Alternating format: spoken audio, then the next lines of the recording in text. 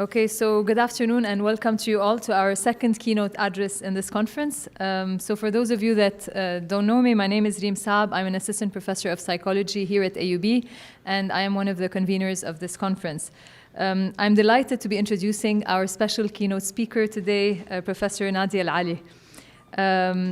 She is professor of gender studies at the School of Oriental and African Studies, also known as SOAS, in the University of London.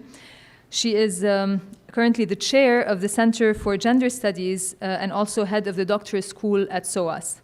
Her main research interests revolve around feminist activism, transnational migration and diaspora mobilization, war, conflict and peace, as well as art and cultural studies, mainly with reference to Iraq, Egypt, Turkey, and the Kurdish political movement.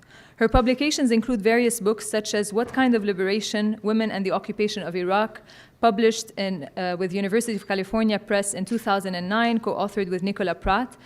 Another book is Secularism, Gender and the State in the Middle East, published with Cambridge University Press in 2000, as well as numerous book chapters and journal articles. Her co-edited book with Deborah Al-Najjar, entitled We Are Iraqis, Aesthetics and Politics in a Time of War, won the 2014 Arab American Book Prize for Nonfiction. Professor Al-Ali was president of the Association of the Middle East Women's Studies from 2009 to 2011. She is also a member of the Feminist Review Collective and was a founding member of Act Together, Women's Action for Iraq. She was involved in several projects with Iraqi academics and women's rights activists with the aim to facilitate the introduction of women and gender studies and increase evidence-based research capacity in Iraq. Like yesterday, today's talk will engage with the question of what feminism can accomplish at this specific historical juncture in the region, as well as transnationally. Drawing on her research and activism, Professor Al-Ali will examine what are the multiple and complex crises we are confronted with, how do we approach them analytically, and how do we strategize politically. She will take us through what she sees to be the accomplishments and the challenges to feminisms in the region and transnationally, while paying particular attention to the complex relationship between feminist academia and activism. This is our last lecture in this conference, and I am certain that we will be ending on a high note. So please join me in welcoming Professor Nadje Al-Ali.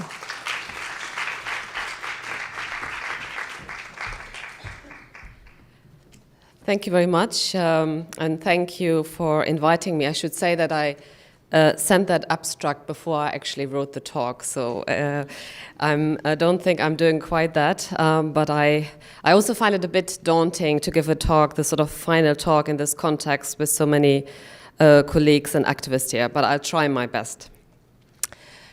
So, in March 2017, the Iraqi parliament and media experienced a huge uproar after Jamila Al-Obeidi called for the promotion of polygamy in order to support and help the high number of widows, divorcees, and single women.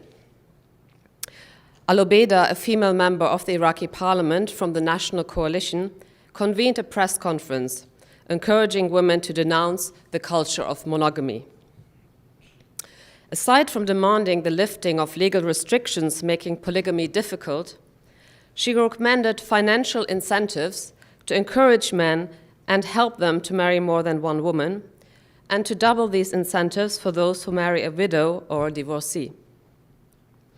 Opinions amongst MPs, journalists, and the general public were extremely polarized in reaction to the female MP's statement.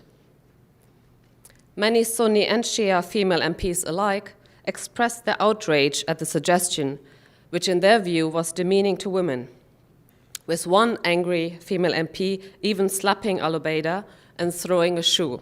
And as you all know, that is the worst thing that you can do in Iraqi culture.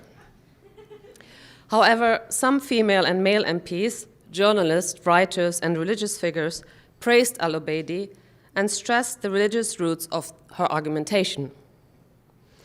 Now, while this particular debate lacked the sectarian undertones of many other heated discussions and conflicts in contemporary Iraq, it illustrated both the centrality of gender issues in contestations of the new Iraq, as well as the limitations of numerical representation in terms of women's political participation. This was not the first time in post-invasion Iraq that gender issues took center stage in political and media debates. In fact, questions around women's legal rights, their political representation, as well as gender-based and domestic violence have constituted symbolic markers of difference between the Ba'ath regime and new forms of governance in central and southern Iraq, as well as between Sunni and Shia Islamist constituencies, and also the Kurdish regional government in the north and the central government in Baghdad. One other example that you probably have heard of, and I don't have time to go into, are the contestations and debates around the personal status code which emerged after the invasion of Iraq in 2003. I assume that many of you have heard about this, so I'm not going to go into the history, but just to mention here that the debate around the personal status code became even more heated after Justice Minister Hassan al-Shimari, formerly head of the Shia Islamic Virtue Party, a rival to the Sadrist movement, introduced a draft law to the Council of Ministers in October 2013, and the draft law came to be known as the Jafari Personal Status Law, based on the principles of the Jafari School of Shia Religious Jurisprudence. Now, the draft law included provisions that prohibit Muslim men from marrying non-Muslims, legalizes marital rape by stating that a husband is entitled to have sex with his wife regardless of her consent, and prevents women from leaving the house without permission from their husbands. Now, the law would automatically grant custody over any child aged 2 or older to the father in divorce cases, lower the marriage age to 9 for girls and 15 for boys, and even allow girls younger than 9 to be married with a parent's approval. The draft law was vehemently opposed by many constituents of the Iraqi public, but most prominently it was Iraqi feminists who opposed it and campaigned against it inside Iraq and internationally. There was great relief when the law was not passed by Parliament in 2014. But it might not be a coincidence that on 1st of November 2017, shortly after the date for the presidential elections, the next presidential elections were announced to be May 2018, 2 parliamentary commissions started seeking to once again try to introduce a sectarian personal status code along the lines of the previous suggested Jafari law. Fortunately, it was also voted down after vigorous campaigning and advocacy by Iraqi feminists both inside Iraq and in the diaspora. Now, I've started my talk with this very specific example in Iraq, in relation to Iraq, to illustrate several points. First of all, and I don't want to fall into the trap of linear modernist thinking in terms of progress, but I would suggest that our feminist foremothers, whether in Iraq or elsewhere in the region, who started organizing over 100 years ago, would have been horrified to know that several generations down the line, feminists would actually have to put up a fight to prevent polygamy, marital rape, and child marriage. Now, throughout the conference, we have heard several examples of struggles and challenges that feminists face in specific contexts that none of us could have predicted a couple of decades ago. Secondly, and to put a more positive spin on this, the Iraqi case shows that the lobbying and advocacy of feminists in the midst of authoritarianism, Islamism, sectarianism, and militarism had an impact and influenced the vote in parliament and prevented an extremely regressive and problematic law to pass. Another example from the Kurdish region of Iraq is that of female Kurdish MPs and feminist activists who worked together over many years to introduce a law that criminalizes gender-based violence for the first time. This is after years of the Kurdish government turning a blind eye to various forms of extreme gender-based violence. Now, I'm sure that many of you coming from different parts of the region or having worked in different contexts can provide examples of feminist campaigns to introduce, influence, change, or oppose new legislation. Sometimes we are successful and sometimes we fail. However, even if we are successful, we are also aware of the limitations of a liberal rights-based approach. Gender-based violence did not stop in Iraqi Kurdistan because of the introduction of a new law.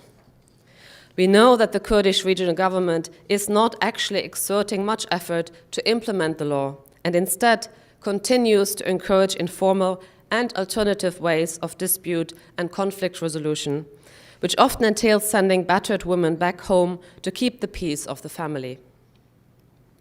In central and southern Iraq, polygamy has been on the rise since the sanctions period, whatever parliament says, and sadly, underage girls are increasingly married off, whatever the law. As we have learned a long time ago, we cannot stop at laws. But that does not mean that we should stop lobbying, advocating, and campaigning to improve laws and constitutions to provide the legal framework for a fairer, more just, and equal society. It is one of the strategies we need to pursue and can't afford to abandon, in my view, even if we recognize that we cannot rely on law and constitutions to deliver justice and equality to women. Thirdly, the Iraqi case also illustrates that inclusion alone, that is an increase of representation of women numerically, whether through a quota or other means, is not transformative in and of itself, and might even contribute to backlashes and conservative agendas. We know that quotas alone might just lead to a scenario where we have the wives, sisters, and daughters of conservative male politicians enter parliaments or other decision-making bodies. Yet we also know that if it was not for the 25% quota enshrined in the Iraqi constitution, probably no woman would have entered parliament in the past decade. And some women, even if a minority, who made it into parliament have managed to challenge their conservative female and male counterparts across sectarian and ethnic lines. Now, while including women, whether by sitting in parliament or at tables during peace negotiations, is not going to be sufficient to challenge patriarchal norms and practices, I would argue that, again, we cannot afford to not fight for inclusion. But quotas and other forms of increased representation can only be one tactic amongst many as part of a wider strategy. For example, in the context of the Kurdish women's movement linked to the PKK and its sister organization, the PYD in Syria, all leadership positions and decision-making posts are shared between a woman and a man as part of a wider attempt to center gender-based equality and justice within the political project of democratic autonomy.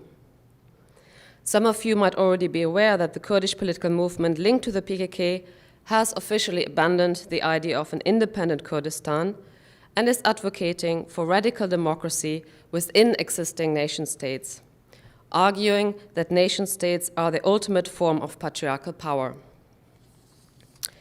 Achieving radical democratic autonomy, so the argument goes, has to go hand in hand with radically transforming gender relations by challenging patriarchal power. Women have been involved in armed warfare, largely contextualized and perceived as self-defense. They have established their own independent political structures and organizations, and they hold leadership positions side by side with men. Now, I should say that I was initially quite skeptical about the idea of co-chairing, given my insights into and experiences with the ways that quotas have been playing out in Iraq and other places globally, not just in the region. But I personally have been very humbled and inspired by the Kurdish women activists, MPs, and co-mayors, who are clearly not merely token women or making up numbers. They are in the process of trying to transform the way the Kurdish political movement does politics and thinks about specific concepts. So for instance, the concept of conflict. I was very intrigued that the Kurdish women I talked to in southeastern Turkey would think of conflict as not just conflict with the state, but equally important conflict with men, with patriarchy, including Kurdish men. Now I'll get back to this specific struggle later on, but here I would like to develop the dilemma of recognizing the limitations of a liberal rights-based approach to feminism without being able to discard our struggles for legal rights and inclusion. We have been challenged to widen our perspectives and connect the dots. and to recognize that we are faced with multiple intersecting crises at global, regional, national, and local levels. In the Iraqi context, there's a direct relationship between the radically shifting political economy during the sanctions period, so that's from 1991 to 2003, and a shift towards social conservatism, especially in relation to gender norms and relations, including the increase in polygamy, child marriage, and the control of women's bodies and sexualities.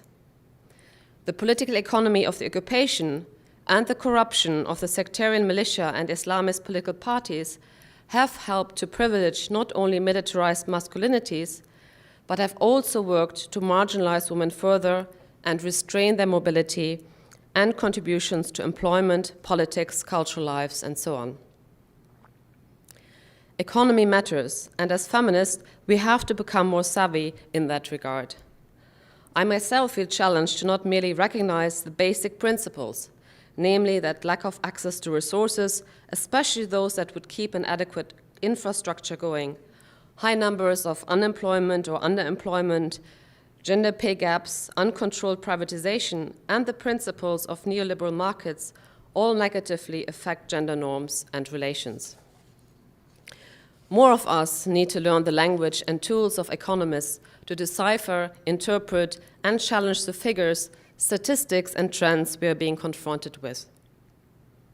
Historically, feminist scholars have tried to avoid numbers and statistics for good reason, because for too long they were presented to us as all that mattered with this positive spirit of scientific objectivity. Yet, just as we need feminists to be learned in, and I hope I don't offend anyone now, but I think that just as we need feminists to be learned in religious scriptures and challenge their interpretations by conservative and sexist men, we need feminists to be educated and understand macro and microeconomic developments and trends. I should say that I'm not volunteering myself, but I hope that others will.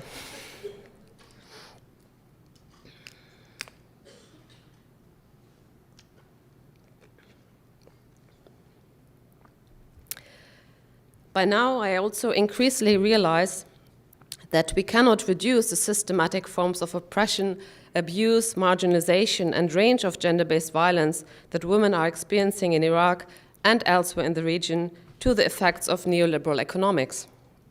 Nor, as I've argued previously, and this might be more controversial, can we explain away the many challenges that Iraqi women are facing today merely by pointing to the invasion and occupation alone. Now, those of you who are familiar with my writings on Iraq know that I've previously reflected on my constant need to argue against culturalization of the discourses around gender, which motivated much of my earlier writings on Iraq. For a long time, I felt compelled to challenge what was clearly an ahistorical, orientalist, racist, and Islamophobic depiction of what was happening to Iraqi women and gender norms and relations. But again, this trend has, of course, been relevant in other contexts. We are all familiar with the "it is because of their culture, it is because of their religion" rhetoric, which is prevalent within much of the Western media and policy circles. But as I've stated before, a dichotomous approach that is focusing on imperialist policies and neoliberal economics on the one hand, and on the other hand, focusing on patriarchal cultural attitudes and practices, is unhelpful and more reflective of specific and often quite divergent positionalities rather than the complex empirical realities we are facing as activists and academics. Culture matters, and so do the ways that religion, that is mainly Islam, is being interpreted and practiced. I would also add that we need to avoid pitching materialist approaches that focus on legal frameworks, economic conditions, political structures and developments, social institutions, and so on, against post-structuralist approaches focusing on language, discourse, and representation. Rather than contributing to the taboo and silencing of sexual and wider gender-based violence and other forms of marginalization, discrimination, and sidelining on the one hand, and the sensationalizing and essentialist culturalist discourse on the other, we need to find nuanced and truly intersectional ways to talk and write. So the Iraqi context today, being nuanced and intersectional, translates into a recognition that US and UK actions and policies linked to the invasion and occupation have contributed to the deterioration of women's rights and the increase in gender-based and sexual violence, while simultaneously paying attention to and recognizing that local manifestations of militarized and neoliberal patriarchal gender norms and relations are also rooted in regional, national, and local power dynamics and struggles, as well as historically specific contestations over resources, cultures, and identities. And crucially, I think it's important to point out that gender-based and sexual violence did not simply emerge post-2003, but has a long history, especially during the Ba'ath regime. Now, the fabric and mechanisms of patriarchy are complex, overlapping, and span across local, national, regional, and transnational spheres and contexts. As feminists, we are increasingly challenged to understand and find strategies to deal with the way that intersectionality works on so many different levels. But we're also tasked with recognizing the actors and processes that reproduce patriarchy in any given empirical and discursive context. And we're also always challenged to grasp the complex ways that patriarchy adapts itself to changing contexts. Denise Gandiotti has made the point several times over the past years that we cannot simply explain away the targeting of women's dress codes, their mobility, their sexuality, and their presence during protests, and the fact that they are political actors as manifestations of patriarchy and misogyny. Gandiotti states that patriarchy no longer functions as usual and requires a higher level of coercion and the deployment of more varied ideological state apparatuses to ensure its reproduction. Therefore, she argues, the high levels of violence against women since 2011 are evidence of a logic of masculinist restoration that seeks to restore patriarchy. So is a cracking down on men who do not fit the norm of heteronormativity. However, what we see unfolding is also evidence of a masculinist restoration that is no longer built on a patriarchal consensus. Many men, and that I think has been particularly evident in Egypt and Turkey, but also elsewhere in the region, have started to make the connections between patriarchy and political authoritarianism, often mediated through militarism and heteronormativity. I think we also need to add that it is necessary to disaggregate men who are differently positioned in terms of their class backgrounds, their ethnicities, religion, and sexualities, and so on, having very different relationships to power, leading to different projects of masculinist restoration. In particular, there's a difference between the restoration projects of working class, lower middle class, and migrant men who are struggling to provide for their families and fulfill their social expectations of breadwinner masculinities as a result of several decades of neoliberal economic reforms and as a result of war and conflict, as opposed to male political and military elites whose restoration projects are intrinsically bound up with the consolidation of their power and authority. And then, of course, we have masculinist restoration based on the anxieties around challenges to heteronormativity. The issue of masculinist restoration takes on a particular meaning in the context of extremely militarized societies like Iraq, as well as in the context of Islamist radicalization as it continues to unfold in its Sunni and Shia variations all over the region. Yet, as feminist scholars and activists, we are faced with an anomaly that appears to challenge a range of different historical and cross-cultural examples of the close relationship between militarization of societies and increases in gender-based violence. Over the last years, we have witnessed a women's revolution, including in parts of southeastern Turkey and in northern Syria, where Kurdish women have not only been at the forefront of armed resistance against Daesh, but they have also been involved in the attempt to build a radically different society that puts gender equality at its center. But before reflecting more on the Kurdish women's movement, let me diverge here for a moment and make a plea for a more inclusive conceptualization of feminisms in the region. Having worked in and on Iraq for over 2 decades, I have been made aware and sensitized to the importance of not thinking in Arab hegemonic terms when talking about feminists and feminism, given the ethnic diversity in Iraq. Aside from Kurdish women, there are Syrian, Yazidi, Chaldean, Shabak, to name just a few, all women who are not Arab and are involved in feminist activism. Ethnic minorities, and of course also religious minorities, live in majority Arab countries in the region. If we take intersectionality seriously, I think we should become more alert to the fact that Arab is not the only ethnic or political denomination existent in the region. And this morning, some of us listened to Mena Aga, who spoke about Nubian feminists in Egypt and the kinds of issues they're facing. Moreover, I would say that there are so many parallels and commonalities with the struggles of feminist activists and scholars in Turkey and Iran, which tend to be obscured by insisting on Arab as the lens through which we identify ourselves or the feminists we work on. I suspect many of you would feel uncomfortable if we would speak about the Muslim region and Muslim or Islamic feminism just because the majority religion is Islam.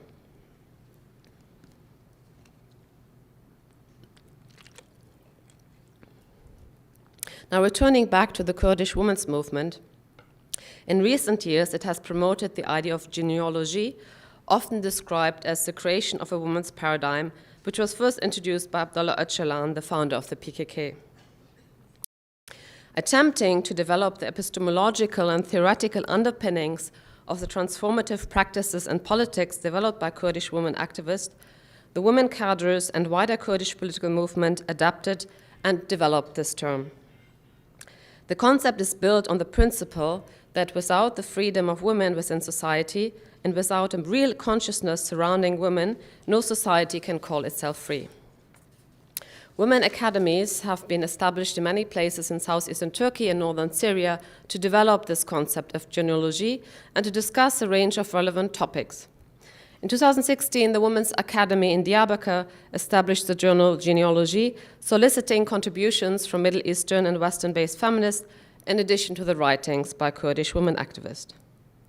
Aside from the more internationally oriented intellectual endeavor, the concept is also employed in the education programs of male and female cadres involved in the armed wing of the movement as a tool to stress the significance of gender-based equality as being central to freedom and democracy. And Öcalan's vision of genealogy hinges on a critique of the methods used in traditional social sciences, as well as a critique of Western liberal feminism. Now, in my view, it is questionable in how far Abdullah Öcalan has familiarized himself with the epistemological shifts in the social sciences and humanities over the past decades, as well as the various trends in global feminist thought and activism. Long before Öcalan's call to challenge scientific knowledge production, postmodern, post-structural, Marxist, post-colonial, and transnational feminist epistemologies and politics had already unsettled positivist notions of objectivity. Moreover, many feminist theorists and activists across the globe have criticized and challenged premises of liberal and imperialist feminism. Yet the notion of genealogy does not seem to be built on these various critical strands of thought. Although I'm personally skeptical about the epistemological foundations and theoretical contributions of genealogy, based on the Kurdish women's activist assertions about the centrality of the project, I would argue that it plays an important role. It provides an ideological basis for Kurdish women's rights activists to develop their struggle and find the necessary support amongst the male political leadership as well as the Kurdish population more broadly.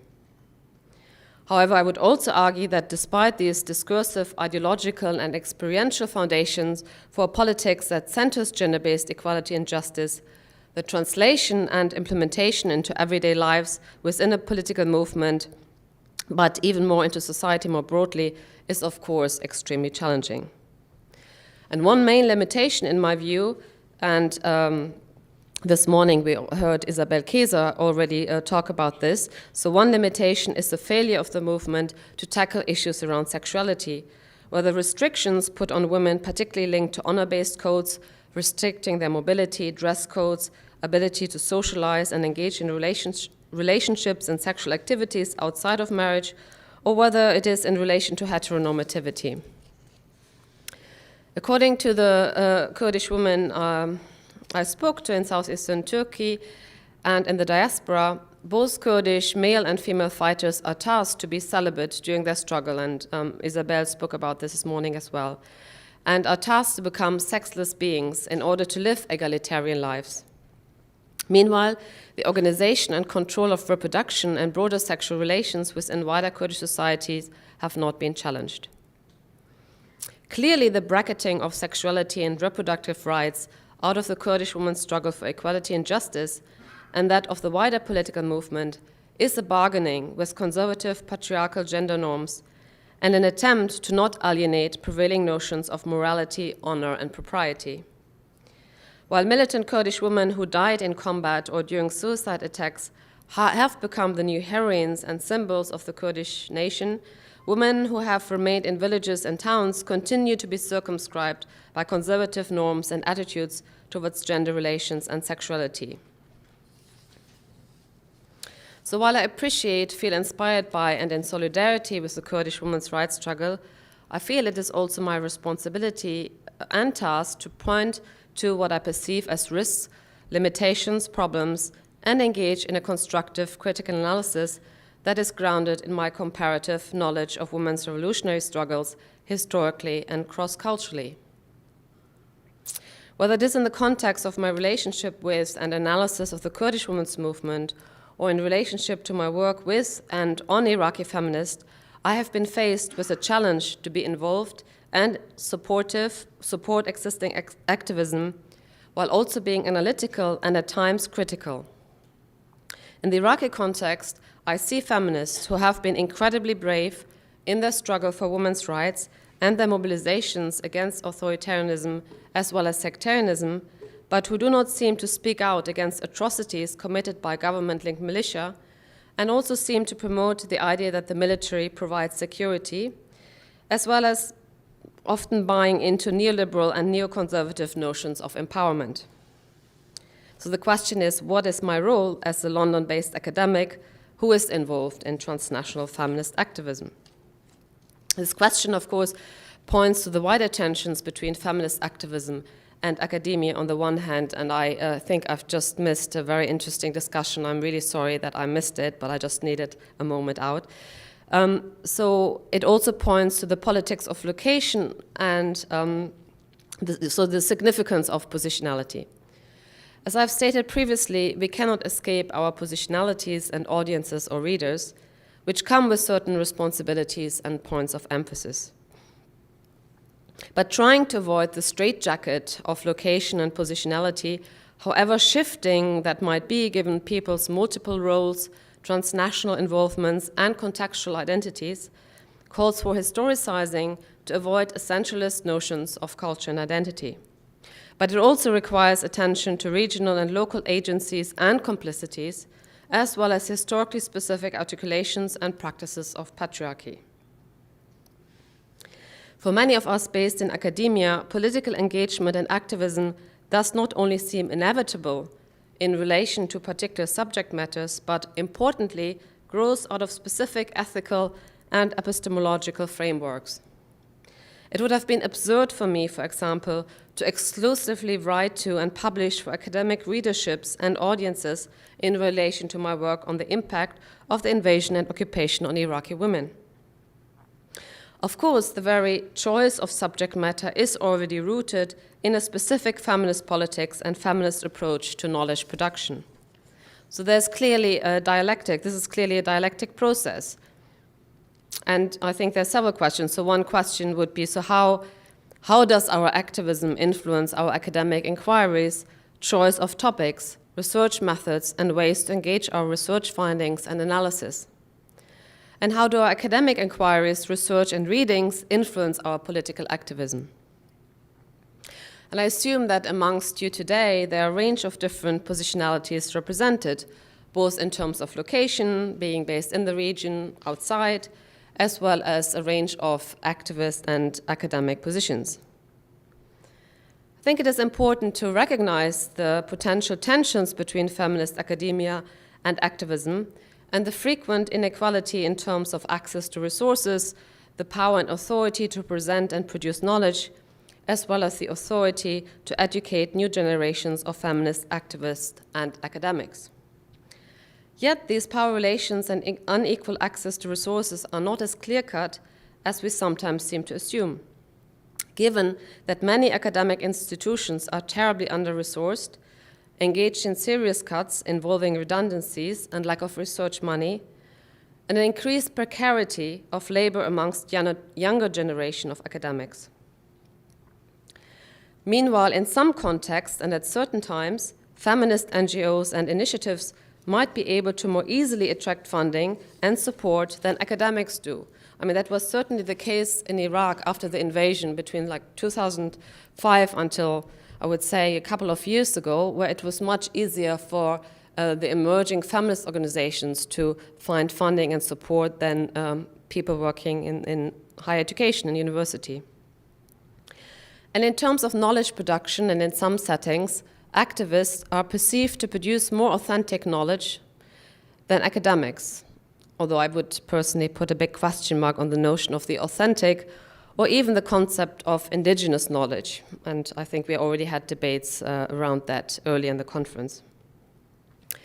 I also fear that we are sometimes using the differences between feminist academics and activists in simplistic and possibly polemic terms, as an othering device, and as a tool to silence uncomfortable voices or those we do not agree with.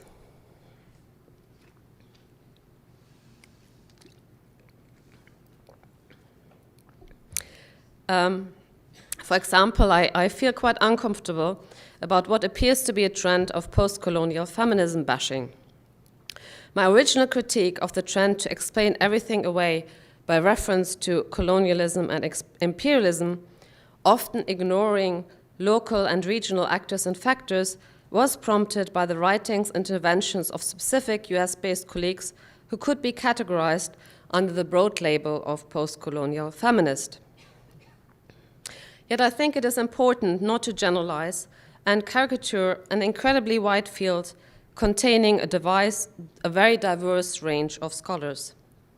The writings of Chandra Mohanty, for example, have inspired generations of feminist scholars and activists.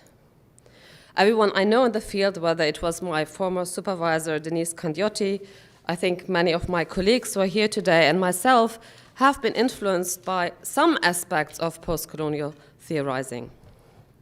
So I suggest that we need to be very nuanced and specific in our critical engagements and shy away from dismissing an entire field that has shaped contemporary feminist thought and has been shaped, I would like to stress, it has been shaped by feminist activists in many different contexts.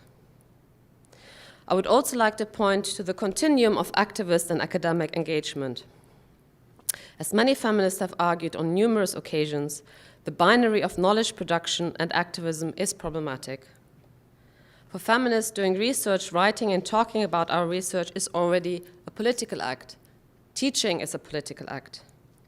And there are many other activities within university settings often regarded as more overtly activist, ranging from organizing day schools and seminars for a wider public, or activist audiences participating in demonstrations and sit-ins, circulating and signing petitions, and lobbying policymakers, and so on.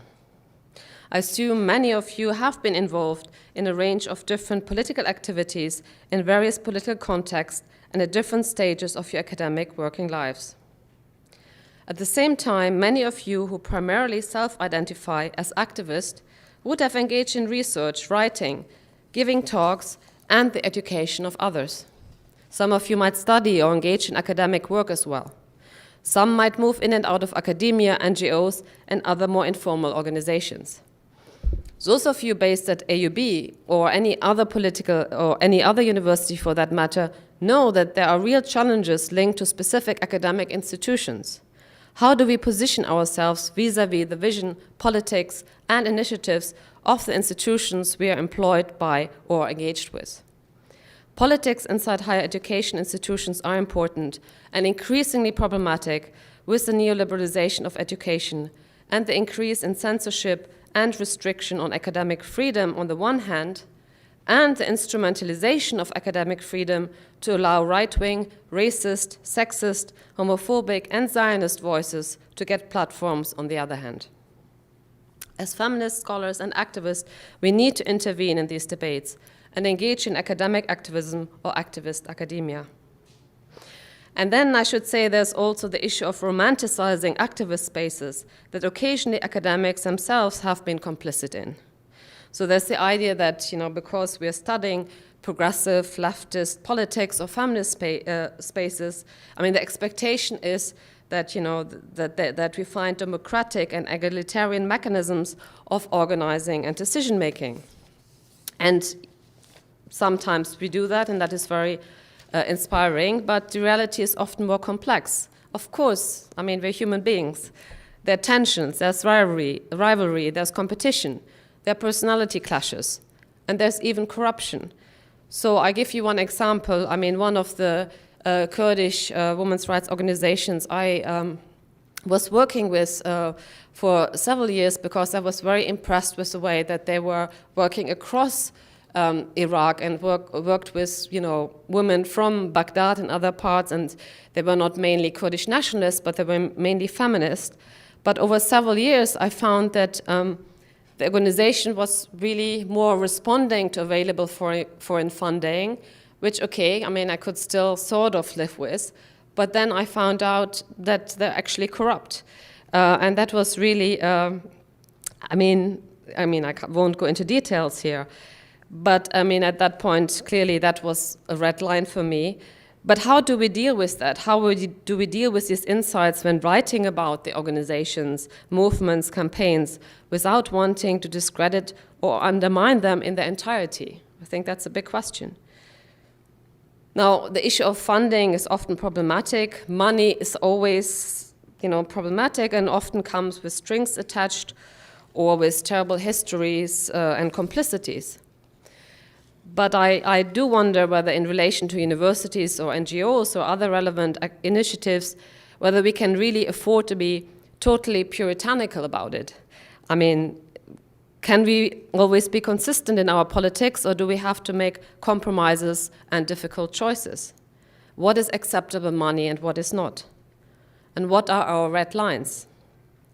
The fact is that depending on many factors beyond location and beyond the activist and academia divide, our red lines might not be the same. And our red lines might be shifting, depending on changing contexts and changing power dynamics. There's also the issue of differences in terms of generations. I feel inspired by the younger generations of feminists in the region who, while taking pride in their feminist foremothers, have the confidence to do things differently and take on issues and struggles that were taboo until recently. And maybe, we all don't always have the same idea about red lines, although I don't really want to think about myself as the older generation. That's another issue. Now, as Francois Hasso put it so well yesterday, we inevitably have different desires and aspirations. And even if we broadly agree on the importance of intersectional feminist politics and the indivisibility of struggles, we might, in certain moments and contexts, privilege specific struggles over others, or we might disagree about our tactics and strategies. And that should be okay, in my opinion.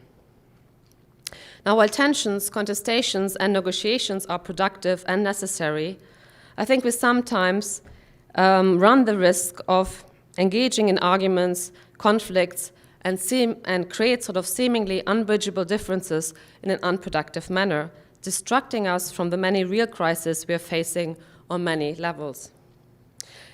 Now, to conclude, and running the risk of coming across as a bit naive and cheesy, I would like to make a plea for a more gentle, caring, and understanding feminist political culture and practice that ceases to construct what I perceive to be straw enemies from within. I think we need to learn to live with our differences, not glossing them over, but recognizing them, working with them with respect, a dose of humility, and focusing on the struggles that truly matter. Thank you.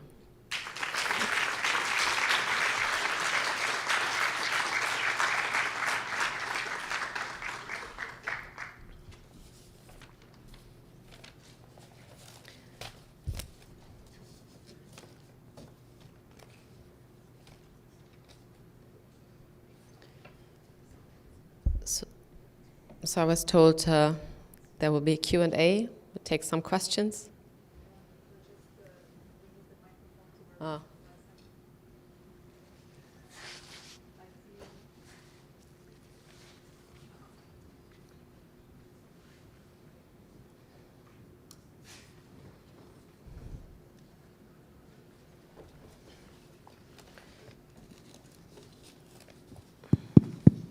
Okay, so thank you very much. We will take sets of 3 questions, answers, and we'll take a few rounds. So any questions? Oh.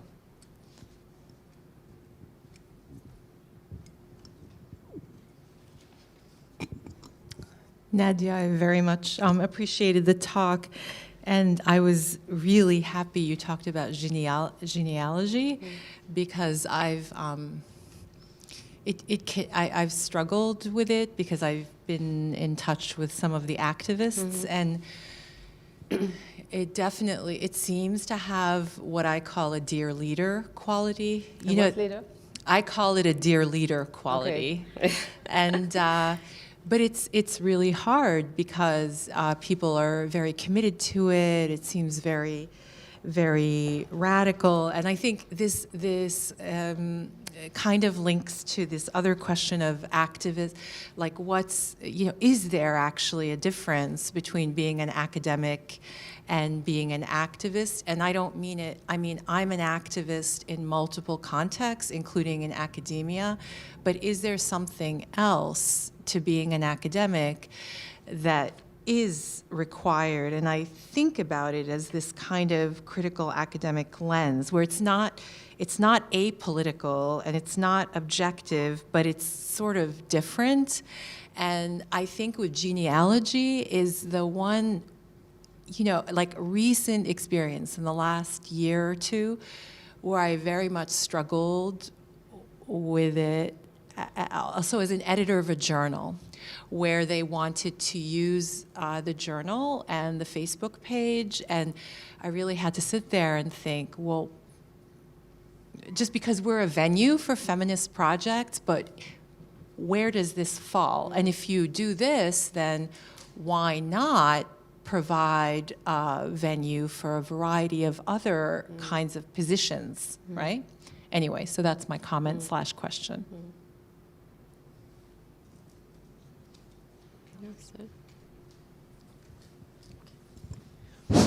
Thank you so much, Nadje, for your very enlightened talk.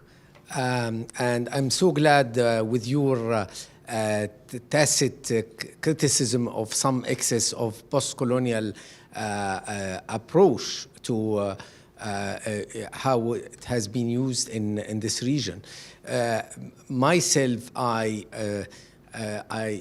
argue to supplement post-colonial approach but by post-authoritarian approach. It means to acknowledge how much authoritarianism shape our behavior, scholarship, knowledge, etc.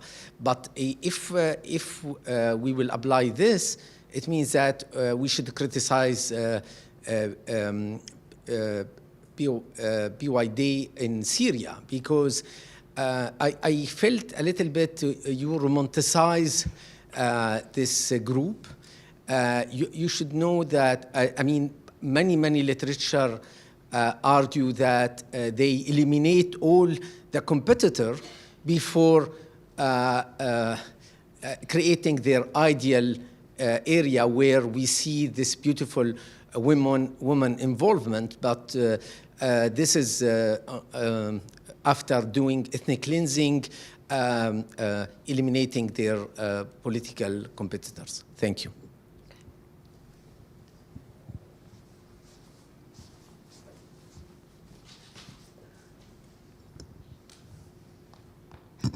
Do I need to stand? Okay. Good afternoon, good evening. My name is Shukri, and I'm AUB student, and I have a question that concerns about what I call diaspora feminism. I don't know whether it is existed or not, but lately I'm from Somalia, so we have a lot of diaspora that are living outside the country, especially in the Western world. And as we had this long civil war, many people are trying to come, or also we are having a new democracy and still in the process of forming government and things like that. And women want to voice their voice and they really want to involve.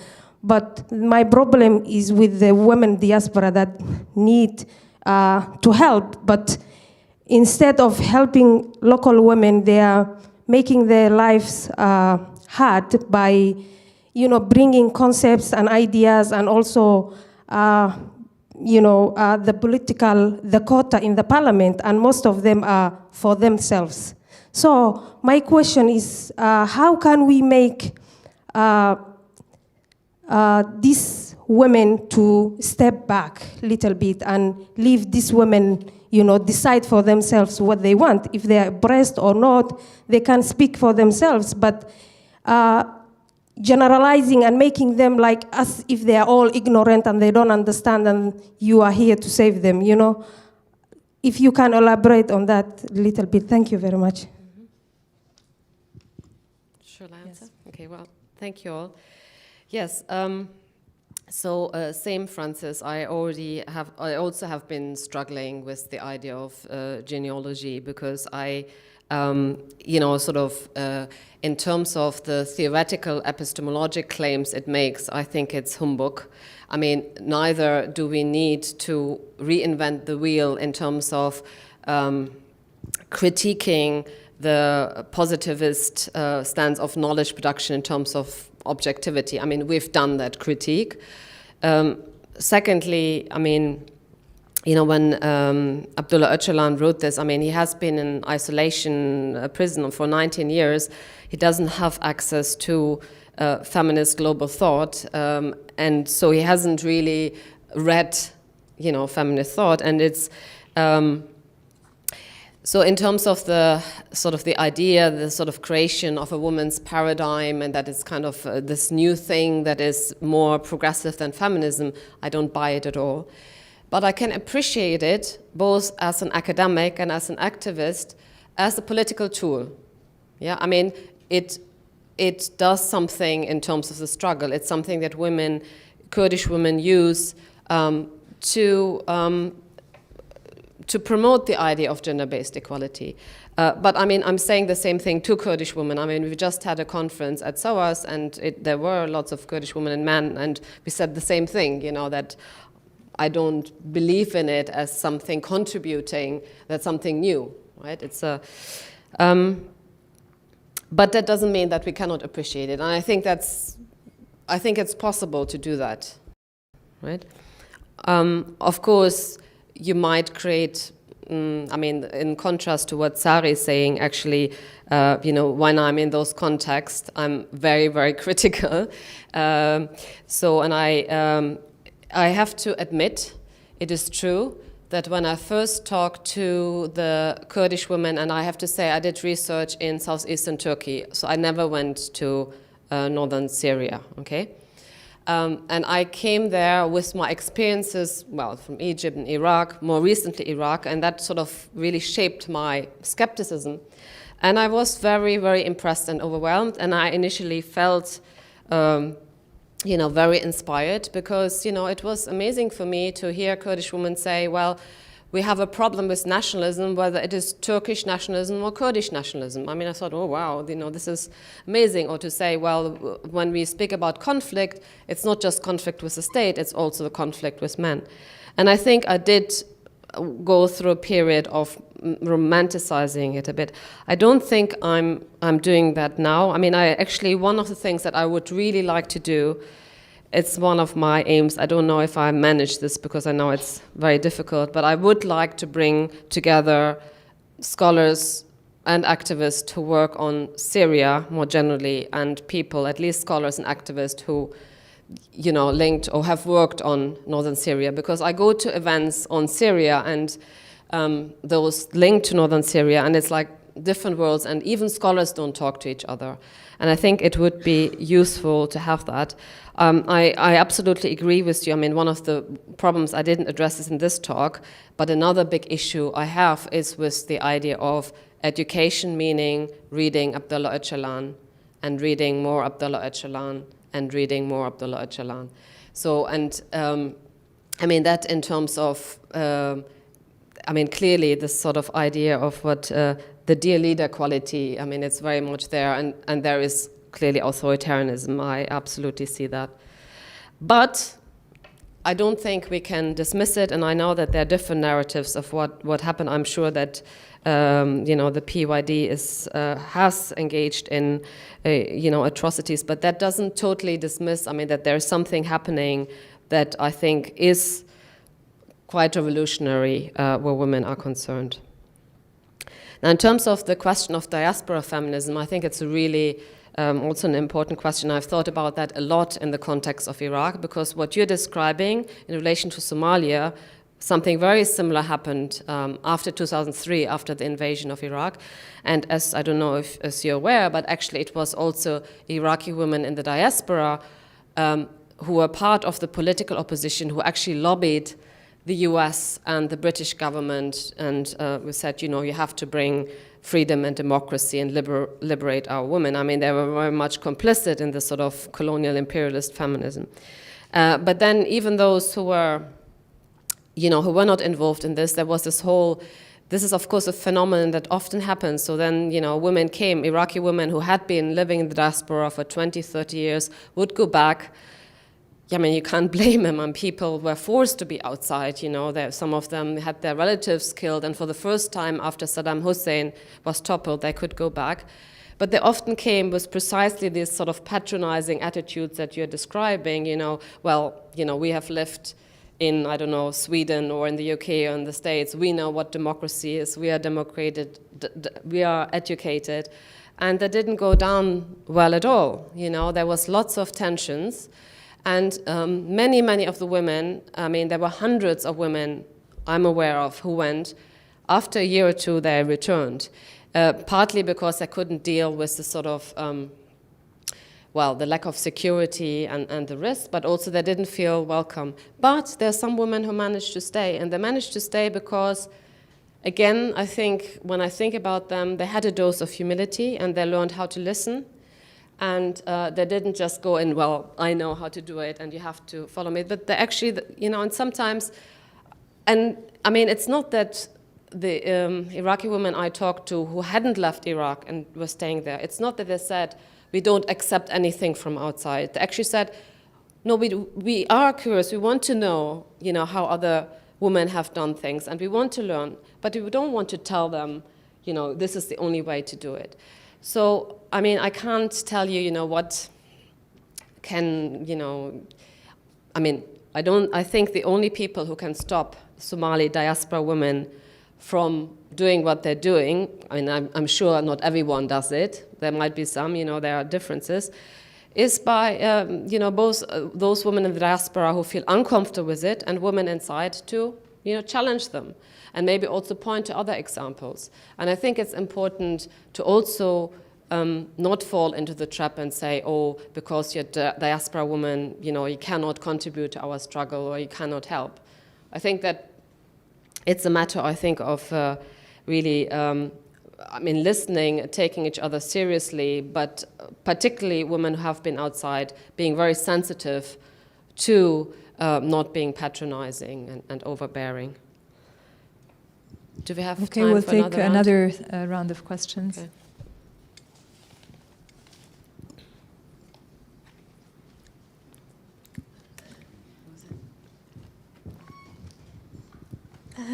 Thank you. Sorry, I don't want to ask a question, but I want to say something that's important for me. Sorry for sharing. I want to share it with you. I'm a writer, but I never wanted to come any feminism conference. I wasn't interested to come any feminist conference. I didn't like this idea specific, but when I came here, it catch my eyes, and I liked it because it was kind of flu or kind of disease that happened in the society, and paying attention to that was so important. Then I found it important in my life. But every time it was bolding feminism, I was against this idea in my life. But because sometimes feminism is kind of bold and very bold word that I was really had limitation in myself to accept it as kind of problem. But now I see. And also the country that I come from, Iran, has too much problem in this issue. But something that is so interesting for myself is that, for example, in Iran history, many women in the backstage made against the people, even against the life of the other women. Then if I am interested to write anything about feminism, I will write something about feminine against feminism, because, for example, there is a very important criminal in Iran that they made it too much film and video about it, that a football player had two wives, and one of the wives killed the other wife. And I think this kind of, I also am again interested in feminine against feminism, because I think sometimes the women against women, and it comes from, it also can make some idea of feminism. I'm not sure about this, sorry for sharing this. I wanted to share only this idea to all the attendance here, because it was so interesting for myself to attend the feminism conference, and thank you. Thank you.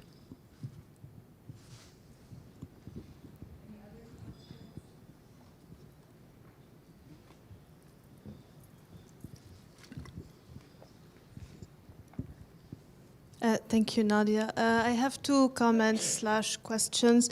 The first one is about what you mentioned in terms of the economy, learning the language of the economy / the quantitative.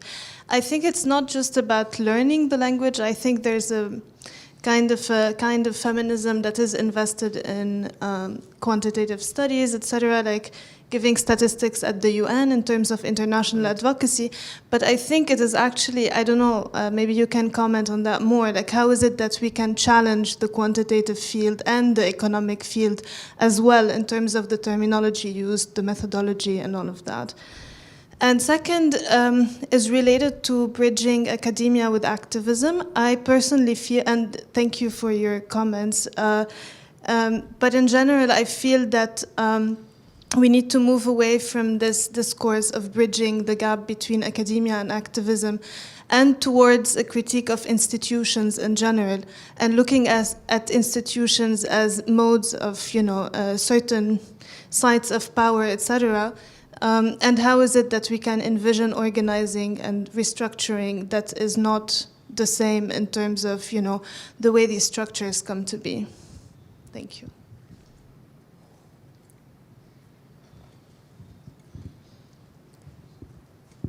Okay, so one last question.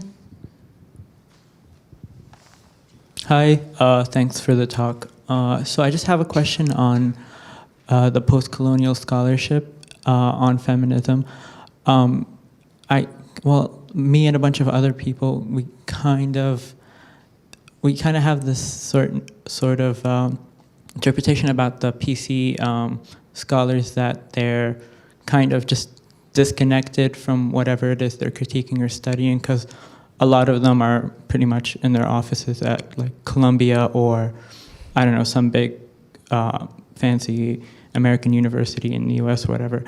But like their critiques, some of it, I guess, does hold ground, but other critique, it just goes too far. So how do we like bridge the divide? Because you were talking about how we shouldn't really dismiss PC scholarship in its entirety, but I don't know, we need to find some sort of middle ground.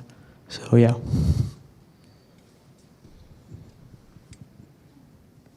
Okay, that's it? Okay. So I think the first one was a comment. So thank you for it. In terms of the idea that it's not just about learning the language of economy, because you're right. In terms of the whole international gender apparatus and the institutionalized gender machineries, of course, it's the opposite. There, it's very much, numbers are very much used to illustrate achievement, right? And yes, so I guess what I want to say is that critical feminist scholarship needs to come to grasp with statistics. And we need to be able to not just, I mean, so if I see a report like that, I can critique it on one level, but I often fail to understand some of the numbers. And I would sometimes like to have that knowledge and ability to also critique on that level, you know, because we know that, of course, statistics and quantitative findings can be interpreted and used in so many different ways, aside from the fact that often they conceal more than they reveal. So yes, I mean, it is not just a matter of learning this, because there are, of course, people who do this, but it's linked to a specific critical feminist lens as opposed to the gender mainstreaming paradigm and the paradigm of women's empowerment. And yes, I mean, I think I agree largely. I mean, I've been, now when I think about the kind of struggles I'm facing right now in the institution at SOAS, and I think also at, you know, the several NGOs and organizations I've been involved with, there are, I mean, there are differences, but there are also similarities. And I don't think, you know, but I didn't want to sort of gloss over differences. And I think someone, yesterday it was Frances, I think, she made the important point. I don't know whether it was Frances or Beth, but I think Frances or Beth, I'm not sure, who spoke about the, no, Beth, actually, about the differences in terms of, even if you look at the US, there's so many differences. I mean, we cannot, you know, sort of an Ivy League institution as opposed to, you know, a public university that's actually scrambling for funding. And I mean, I know so many, especially young academics who actually have to work 2 or 3 jobs in order to survive, and there's real precarity there. And, you know, I know some people, you know, working in NGOs, I'm thinking about Iraq now, where, you know, at some point money was poured in, you know, and it was, you know, easier in a way to make a career, make a profession. So I think we need to be, you know, very specific about, you know, what side, and certain things cut across. And then there are some that are probably more specific to activist or academic challenges. So, so the last question. So, I mean, okay. I mean, so I will. It's not a secret. So Laila Balogut is a friend of mine, but I have some problems with the way that she and others. You know, I'm thinking of Sabah Mahmoud. I mean, there are a whole range of people who I think are writing mainly against US media policy discourse and sort of US racism, imperialism. And actually, you know, I often feel privileged. I mean, the UK, I feel, you know, we're going this way. But I do feel, you know, it's easy for me, or I have to be careful in judging my colleagues in the US. I mean, I can say so and I can take difference, but I also feel I have to be careful in judging them, because I don't know how I would react if I would be based in New York and would be facing these very horrible, racist, Islamophobic discourses.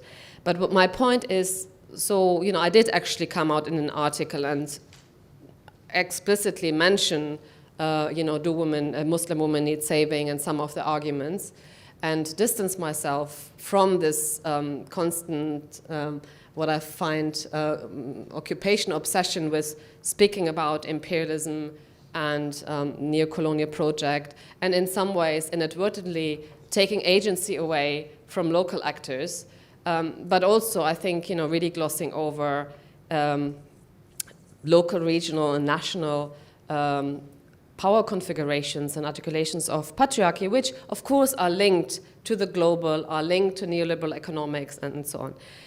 But I think we have to really be careful to be specific and criticize constructively, gently or not so gently, concrete writings and concrete arguments.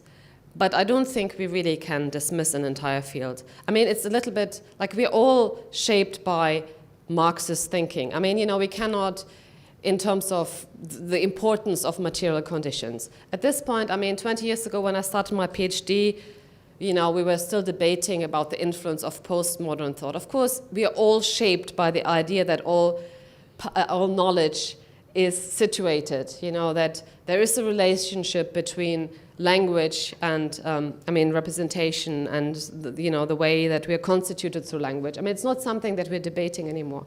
I don't think that we can dismiss an entire field that, I would say that everyone, most academics are in some way or another influenced by a scholarship that recognizes not only that colonialism had an impact on whatever is unfolding, but also that there are neo-colonial power configurations, and they're very real.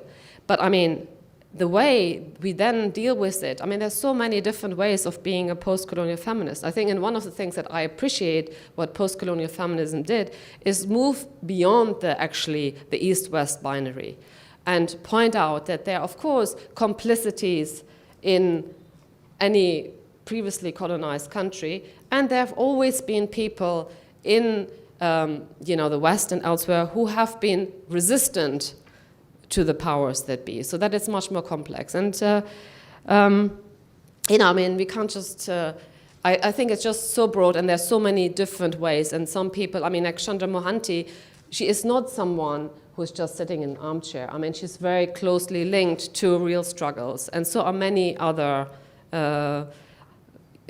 scholars. So I think we need to I think it's okay to criticize and, there's certain things that, fine, but I don't think it's fair to dismiss an entire field.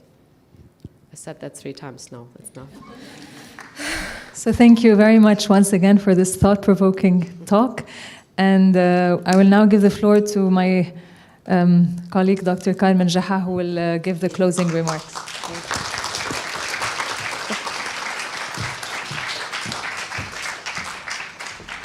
Well, that's going to be very difficult to go after you, Nadje. I can't even see you. I'm just going to try to wrap up one of the most interesting and overwhelming themes in the last 2 days for us as the conveners has been this positive backlash on the question of feminism in crisis.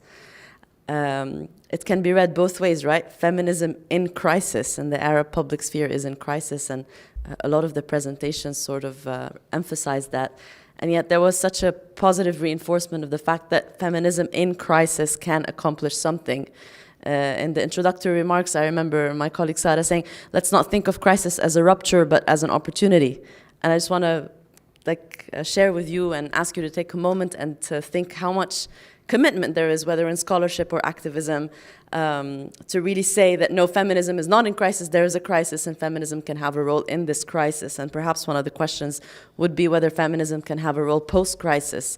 Maybe one of the ways that we can look at it and debunking crisis and thinking of crisis is feminism during revolution and then feminism post-revolution, right? So feminism is playing a role in this crisis and feminists are playing a role in this crisis, whether as scholars or activists. The question is, will we be able to play a role post-crisis, and is there ever a post-crisis in this part of the world? So this is one of the things that really stayed with us. And the second was this question on more than one panel of activism and academia and state feminism and women machineries yesterday and pedagogy. And I also want to say that this has been something shared in the different panels that we heard. And one of the things that we've been preoccupied with on the breaks is thinking about the question of how to amplify knowledge in its different forms. And the third thing was perhaps that emerged is thinking about methods and strategies and actions. And there's a diversity of that appeared from day one, talking about access to abortion and how lack of access for family planning could actually be a way of gender-based violence, to this afternoon, if you've attended the feminist block, thinking about organizing. And I think one of the questions that also we've been occupied with on the breaks is how do we theorize about impact and what does that mean? And the last thing that really stayed sort of with me and with us, and last night we were thinking about, was the keynote plenary yesterday that Sarah moderated on the question of pedagogy, institutional commitment, shared struggles as scholars working on feminism or working on gender and working on women issues, and how we can perhaps rally further, think further. I don't know the right words. Suffice to say that the crisis will be gendered, at least in our thinking, and that's probably one of the outcomes, just conceptually. Some options for follow-up, some concrete options. We're thinking of at least one special issue, so we'll be putting out a call for that to look at the papers and try to put together maybe one theme or more than one theme. There's another option for follow-up. The Asfari Institute is potentially supporting us to publish a paper or a series of papers on strategies and activism. And so if you think your work ideas has some research or direct experience with tactics, those could be two different kinds of potential publications. And then lastly, I really want to thank once again our sponsors, all our keynotes, and I think it's been overwhelmingly enriching, and I'd like to give another last clap for Beth and Nadje and Huda, Aslah and Francis. Thank you for making a long trip. Aslah, I know your trip wasn't long, but it was difficult, so thank you for coming. And Maya Ashur, يعطيك ألف عافية. Muhammad has been behind our tweets. We were trending yesterday and today, #1. Thank you for that. يعطيك ألف عافية. He's a volunteer. I want to thank our panel chairs, and I want to say how generous the chairs have been in providing feedback and advice in the preparation. We were also positively surprised that, like, whenever we would knock on someone's door, they've been very generous in helping us think through this conference, from small logistics to big questions and ways of framing. So I really want to thank you for that. I want to thank the presenters. I know people have been walking up and saying they've enjoyed the conference, and I feel like we've taken more credit than we deserve. It's been you. Thank you for coming, for your commitment, for your time. It's been truly very much enriching. And thank you for attendees. I've seen people who haven't missed a single panel, like sitting in the front row, always in the back. And I really want to thank you for that. I think it's been a beautiful energy the last 2 days. ويعطيكم ألف عافية. And Sarah and Reem, thanks for bringing me along. I enjoyed this a lot. It's been a lot of learning. I think the best way to learn about feminist theory and practice is to get to work with two feminist scholars and friends, so I'm very proud. It's been an honor. Did I forget anything? All right, dinner is at 7. I hope to see you soon. We'll be in touch. Our handle on Twitter is WGS, Women and Gender Studies _AUB. Yes? Sorry. Also, Dr. Rima Majid bribed me with love to announce that for those of you who are going to be in Beirut next week, 26, right? There's a one-day conference. AUB, Dr. Majid is convening with Jadaliya on social movement studies and mobilization strategies. I'll leave the poster here if you want to pick it up. Thank you. Leave your headsets. See, I always forget something. Yeah, just a reminder to please leave your headsets if you've used them for translation outside. Thank you very much.